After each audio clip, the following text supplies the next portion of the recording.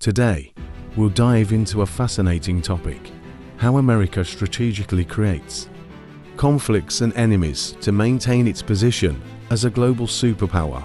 The rise and fall of great empires. Throughout history, we've seen numerous empires rise to greatness: Persia, Rome, the Mongols, the British Empire of the 19th century. Each of these civilizations amassed vast territories, enormous populations, and tremendous resources through conquest and colonization. However, as they reached the zenith of their power, they began to crumble under the weight of their own expansion. This decline often stemmed from overstretched resources, administrative inefficiency, and internal strife. This cycle of rise and fall is an inevitable part of empire building. As an empire reaches its peak, it starts losing momentum. The rulers become complacent, unable to control far-reaching territories, and internal rebellions arise. The American strategy. When the Soviet Union collapsed, many saw the United States as the next uncontested global hegemon. But with great power comes a looming question: how can such dominance be sustained indefinitely? If historical patterns are any indication, the US would be on the same trajectory as past empires, facing a slow but certain decline. However, American elites devised a strategy to counter this inevitability: create perpetual challenges and adversaries. By generating conflicts, they can sustain national unity, justify extensive military spending, and rally global support for their leadership. The art of controlled competition. Instead of waiting to be challenged by external forces, the US proactively manufactures obstacles. These enemies can take many forms: rival nations, ideologies, or even internal divisions. Why? Because challenges keep the system dynamic. Without obstacles, nations, much like individuals, lose their drive and focus. Take America's two-party political system, for example. While Democrats and Republicans often appear at odds, their rivalries carefully orchestrated to maintain a balance of power and unity within the country. Despite their disagreements, they both adhere to the overarching goal of sustaining US dominance globally. Even internal conflicts, such as debates on immigration policy between states like Texas and the federal government, serve to reinforce the idea of dynamic democracy. While it may seem chaotic, this controlled tension prevents stagnation and keeps the populace engaged. Beyond borders. The creation of global rivals. The strategy extends beyond America's borders. Historically, the US has supported or created rival powers to destabilize regions and maintain its influence. A striking example is the support provided to Nazi Germany before World War II. While this might seem contradictory, the aim was to weaken Britain and France, America's primary competitors at the time.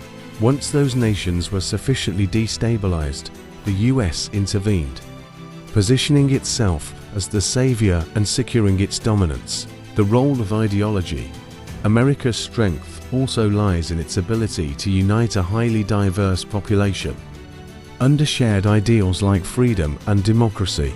These ideals, often promoted through media, films, and literature, serve as the glue binding a nation of immigrants from various cultural and ethnic backgrounds. This cultural engineering ensures that Americans rally together when their way of life is portrayed as under threat, whether the threat is real or manufactured. Europe, the true competitor.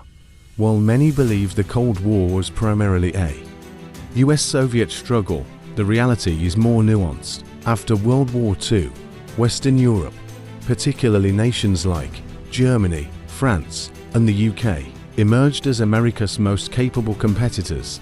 Economically and technologically, Europe was often on par with, or even ahead of the US. But by positioning the Soviet Union as the enemy, America diverted attention and resources away from European competition, ensuring its dominance in the Western Bloc. Armed with its unparalleled technological and scientific foundation, the United States provided substantial aid to allies like Britain. But these weren't free gifts, they came with a price. Britain found itself heavily indebted to the US after the war. Later, as the Nazi-Soviet war intensified, America turned its support toward the Soviet Union, supplying them with raw materials, trucks, tanks, and planes. This assistance enabled the Soviet Union to endure the dire early days of the war. Ultimately, the cooperation between Britain, the United States, and the Soviet Union led to the defeat of Nazi Germany. But the most significant outcome for America was the collapse of Europe, which allowed the US to emerge as the greatest victor of World War II. A vast influx of European talent migrated to the United States, including the likes of Einstein. Most of Germany's leading scientists joined America's ranks. Before the war, Germany was the world's hub of physics, France led in mathematics, and Britain was the largest industrial powerhouse. After the war, however, the centers of physics and mathematics shifted to America, which replaced Europe as the world's largest workshop and consumer market. From this position, the United States began its global dominance. Yet, American elites recognized that Europe's decline would only be temporary. Europe had a deep well of accumulated technology and talent. To prevent Europe from rising again and threatening American supremacy, the US strategically viewed the Soviet Union as an essential counterbalance. Together, the US and the Soviet Union dismantled the colonial systems of Britain and France during the Cold War. A prime example of this was their opposition to British and French attempts to stop Egypt from nationalizing the Suez Canal. Egypt sought to erase British and French influence in the Arab world. When Britain and France considered military intervention, the US and the Soviet Union effectively blocked their plans. The era of traditional colonialism had ended. The United States replaced Britain and France in a new form of control, economic dependency. Instead of colonizing territories with force, the US introduced contracts, trade agreements, and economic reliance. These methods were not only more sustainable, but also more profitable in the long run. Unlike the colonial exploitation of old, where empires drained their colonies dry, often leading to rebellion, America's approach was more calculated. The US maintained troops in Western Europe under the guise of protection, effectively collecting security fees. Simultaneously, they imposed fines on European companies, extracted free technology transfers, and adjusted trade terms to their favor. Among European nations, Germany stood out for its industrial might and population of over 80 million. As a defeated power, Germany's military development was strictly limited.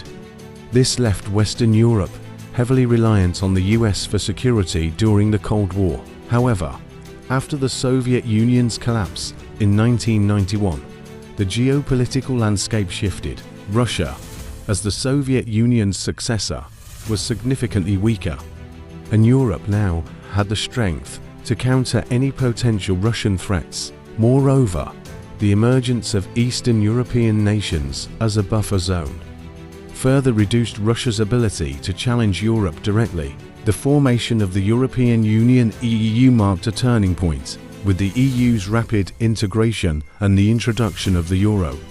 Europe began challenging US dominance, especially in economic terms. The euro posed a direct threat to the US dollar, and any weakening of the dollar would have profound implications for America's global wealth. In response, the US launched strategic campaigns, including the Kosovo War and Iraq invasion, to destabilize trust in the euro and maintain the dollar's supremacy. Despite these efforts, the euro's rise weakened the dollar significantly, shifting some global economic power toward Europe.